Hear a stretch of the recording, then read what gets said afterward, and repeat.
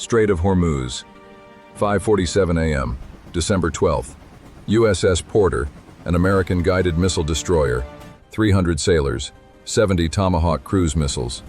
Then, 6 Iranian helicopters appeared on radar. Revolutionary Guard commandos fast-roped from the aircraft, boots slamming onto the deck, boarding from the air. Within minutes, 50 Iranian troops were on board, armed, organized, and moving with intent. Their objective? Seize control of an American warship. It was the most audacious act of maritime aggression in modern naval history. But Iran made one catastrophic miscalculation. Just 25 miles away, the USS Bataan was operating in the same waters, carrying 1,200 U.S. Marines and 20 attack helicopters. What followed over the next 42 minutes became the most violent naval confrontation between the United States and Iran since 1988.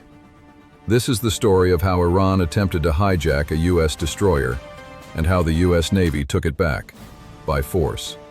USS Porter had been conducting a routine patrol, standard mission, nothing unusual. But at 4:30 a.m., Iranian Revolutionary Guard commanders saw an opportunity, not to sink the ship, but to capture it, seize an American destroyer, hold the crew hostage, force Washington to negotiate. At 5:15 a.m., 6 helicopters lifted off from Bandar Abbas. Elite IRGC commandos aboard. Their orders were clear: board the destroyer and take control before the Americans could react. At 5:42 a.m., Porter's radar lit up. 6 fast-moving contacts approaching. Commander Sarah Mitchell ordered an immediate combat alert. "General quarters! Battle stations!" The Iranians opened communications. "American warships stand down immediately. Prepare to be boarded for safety inspection." A safety inspection on a U.S. destroyer in international waters. Commander Mitchell replied calmly, "Negative. You are not authorized. Maintain distance or you will be engaged as hostile." The response came instantly. "We are acting under Iranian maritime law. Comply immediately." At 5:47 a.m., the helicopters were overhead. Mitchell had seconds to decide: fire first and trigger an international incident, or allow the boarding. She chose wrong. Ropes dropped. Commandos fast-roped onto the deck. 10, 20, 30, 50. Within 3 minutes, 50 Revolutionary Guard troops were on board the USS Porter. They weren't inspecting, they were seizing. They moved toward the bridge, toward weapons control.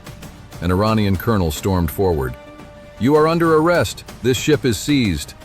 Commander Mitchell remained calm, radio in hand. "USS Bataan, this is Porter. We have been boarded by Iranian forces. 50+ hostiles attempting to seize the vessel. Request immediate assistance." The response was instant. "Porter, this is Bataan. Marines launching in 2 minutes. Hold your position. Help is coming."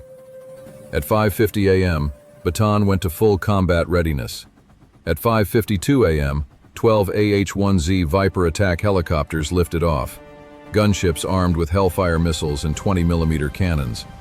At 5:54 a.m., 8 Ospreys followed, each carrying 20 Marine Raiders, 160 Marines in total. At 5:56 a.m., 4 F-35B stealth fighters launched into the sky. It was the largest American combat air deployment in the Persian Gulf in decades. Aboard the Porter, the Iranians tightened their grip. Crew members were detained. An Iranian flag was raised. The colonel approached Mitchell. "This vessel will be escorted to Bandar Abbas. Your crew will be treated well if they cooperate." Mitchell pointed toward the radar screen. 12 helicopters, 8 Ospreys, 4 jets, all inbound. "Colonel, those Marines are 3 minutes away, and they're not coming to negotiate." The color drained from his face. He grabbed his radio, shouting in Farsi, "Command, we need air support. American helicopters inbound." The reply was immediate. "No air support available. Evacuate immediately." It was already too late. At 6:02 a.m., 12 Viper gunships roared overhead. They didn't issue warnings. They opened fire. Hellfire missiles streaked across the sky. 3 Iranian helicopters were obliterated instantly, fireballs collapsing into the sea. 2 more were destroyed as they fled. Only 1 escaped. The commandos watched their extraction vanish in flames. Stranded on an American destroyer, surrounded by U.S. attack aircraft. At 6:04 a.m., the Ospreys arrived. 8 aircraft circled, ramps open, Marines visible inside. A voice echoed over loudspeakers. "Iranian forces, you are surrounded. Lay down your weapons. You have 60 seconds." The colonel understood the math. 50 commandos versus 160 Marines, attack helicopters, and F-35s overhead. He keyed his radio. "All units, lay down weapons, surrender." At 6:06 a.m., Iranian commandos placed their rifles on the deck and raised their hands. But Commander Mitchell wasn't finished. "Colonel Hosseini, you attempted to seize my ship. Before your men leave, you will surrender on camera." At 6:08 a.m., surrounded by Marines and surveillance drones, the colonel spoke. "I, Colonel Reza Hosseini, surrender this force to the United States military. We acted under orders. This was a mistake." All 50 commandos were zip-tied and disarmed. At 6:12 a.m., Navy SEALs secured the vessel. At 6:18 a.m., the American flag was raised once more. At 6:29 a.m., 42 minutes after the boarding began, USS Porter was fully under U.S. control. 50 Iranian prisoners, 5 helicopters destroyed. Mission complete.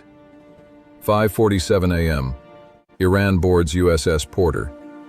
6:29 a.m. 42 minutes later, the ship is retaken. Today, USS Porter continues patrol operations.